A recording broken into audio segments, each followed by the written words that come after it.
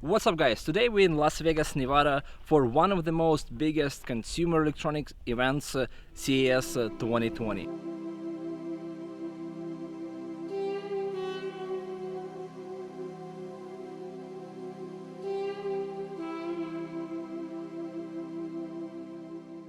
I know for sure that Sony will announce their own electrical vehicle, but I have no idea if this car will end up in a production or not.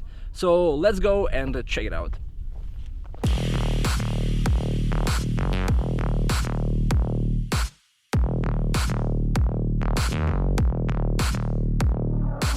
It was a big surprise when such company like Sony announced their first ever electrical vehicle. We know this company typically for other type of products, let's say video and photo cameras, speakers and headphones, but definitely not for electrical vehicles. On actual presentation, Sony's CEO Kenichiro Yoshida was pretty clear that this particular concept car is not going to production and should be considered as a prototype of automotive technologies that are being developed inside the company. When I first saw this car on the CES, I was a bit confused. Sony Vision-S looks like a hybrid between Tesla Model S and Porsche Panamera. My personal opinion is that exterior itself doesn't have a lot of innovations, but believe me, the interior has a lot of cool features. First thing that you will probably mention is three gigantic screens on the main dashboard. Two of them are touch screens, the middle one and the passenger. This means if you want to transfer a piece of content, let's say a movie, a music, a web page, an application between those two screens, you can easily do so with the swipe gesture. You can also watch Sony-owned movies and listen to the Sony licensed music. Unfortunately, I didn't have a chance to play around with the Vision-S entertaining system, but I stand next to people who did so, and all of them mentioned that UI and UX experience was really smooth and responsive. Sony claims that Vision-S has a top speed of 149 miles per hour, it is around 250 kilometers, and can do 0 to 60 in around 4.7 seconds. If we're gonna do a quick comparison between Tesla Model S and Sony Vision-S, we definitely see a huge space for Sony's improvement. I will mention one more time that this particular car is not going to production, so we have no idea if this particular concept car by Sony will be released for a mass market.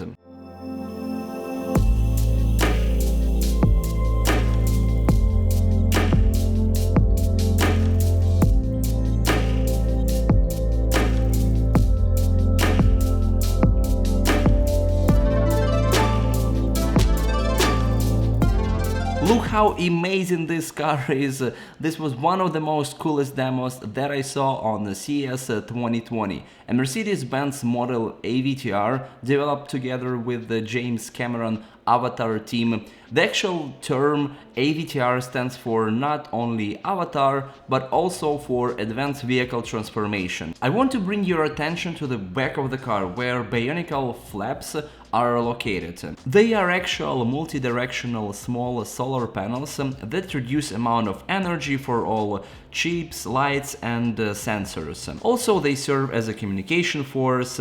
Let's say if the driver wants to press the brake or turn left or right, bionic flaps will react with appropriate motion. As energy consumption goes down, this will definitely help to drive a longer distance.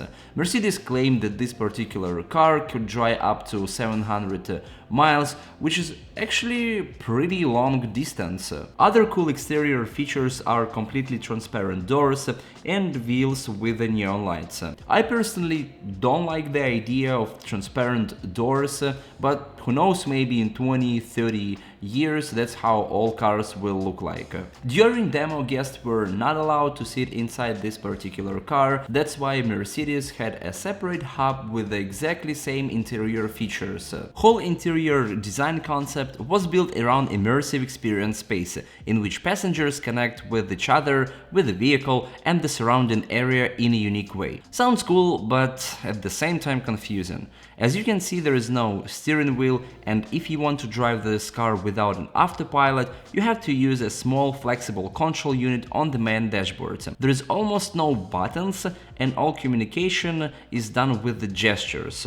Once you put your hands up like you just saw on the video, a projector will recognize your hands, and that's how you communicate with the vehicle. By doing left and right swipe gestures, you can navigate inside the menu, and if you want to select any particular item, you simply do a fist gesture. Because of the tight demo schedule, I didn't have a chance to ask all the questions that I had. Let's say why seats look like deck chairs, and off the record they were not comfy at all. Why doors are transparent? I don't understand this design decision. Yeah, the car looks great, but really transparent doors? And the final question that I had, maybe about the front lights, maybe we don't need them at all in the future and everything will be done by autopilot and artificial intelligence itself. For everybody who wants to read more about this concept car, I'm gonna link an official website in the description. Other vehicles that got my attention were a new Mustang SUV Mach-E available late 2020 and then a new concept car by Nissan Ariya.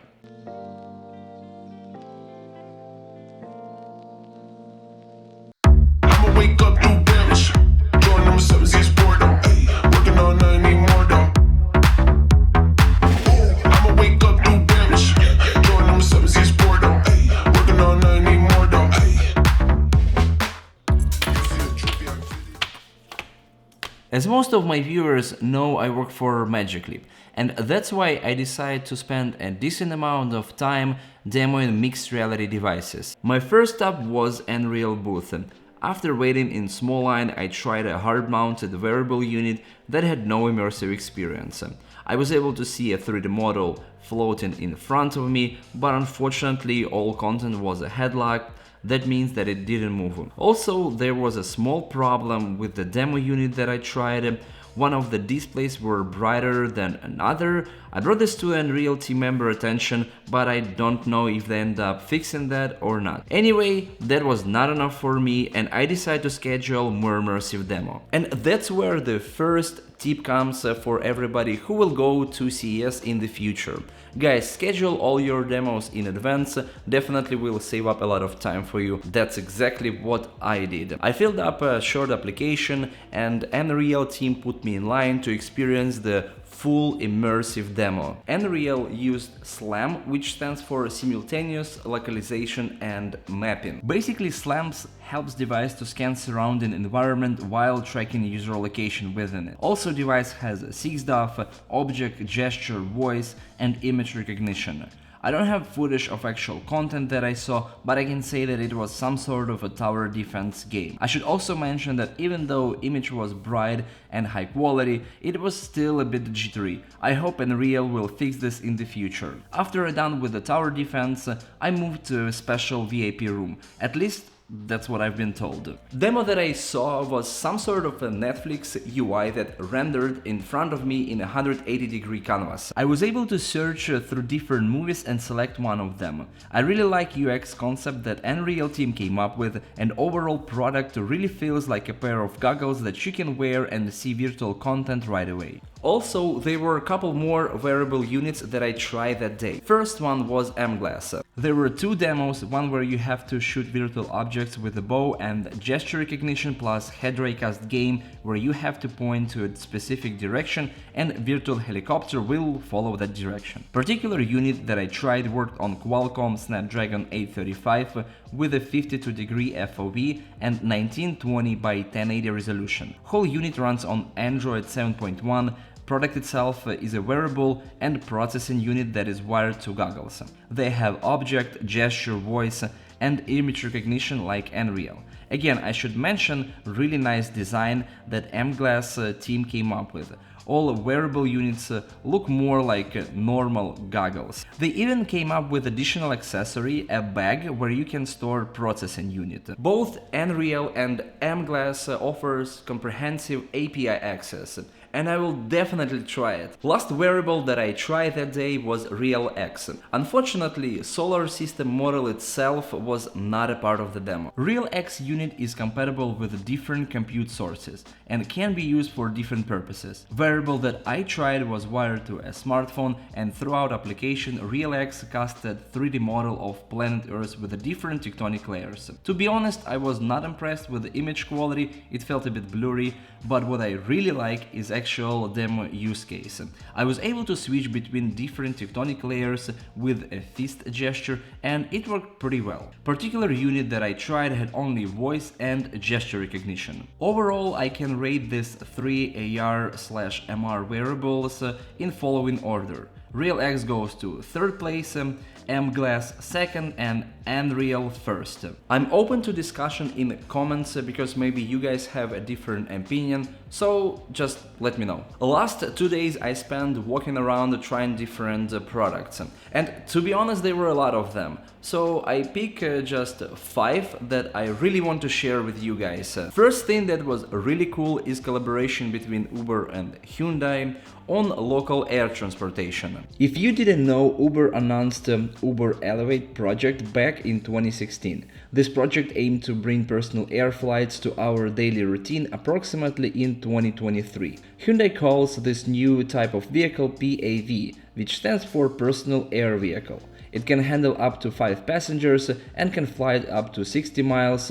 It is around 100 kilometers on a full charge. I was able to participate in VR experience where I saw real use case of aircraft transportation capabilities. Whole demo was me flying on PAV on top of Los Angeles downtown. Electrical bike company Super73 was also on CES. Before going to CES, I watched a lot of reviews and was really surprised to see them at convention. I have a short test drive of an old Gen 1st Model Z electrical bike and I absolutely love it. So now I'm thinking of switching my car commute over to Super73. Google had 2 locations with completely different experiences.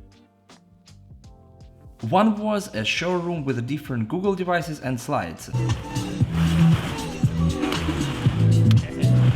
Okay, it's almost showtime, like, these guys are crazy!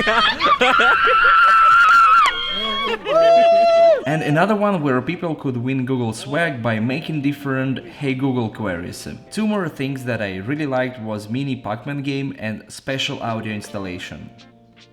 CES 2020 is over, and if you will ask me, should you go there if you never been? Of course you should, you must, no matter what, just end up going there. I definitely feel inspired after seeing so many cool innovations and technologies, even though most of them are just concepts and we as a consumers will never see them in the mass market. Guys, thank you very much for watching this video. I definitely have an awesome experience, meet new people, saw a lot of cool tech. You all know all these things, subscribe down below, ask all your questions in the comment section, and one more time, thank you very much for watching. See you in the next one. Bye.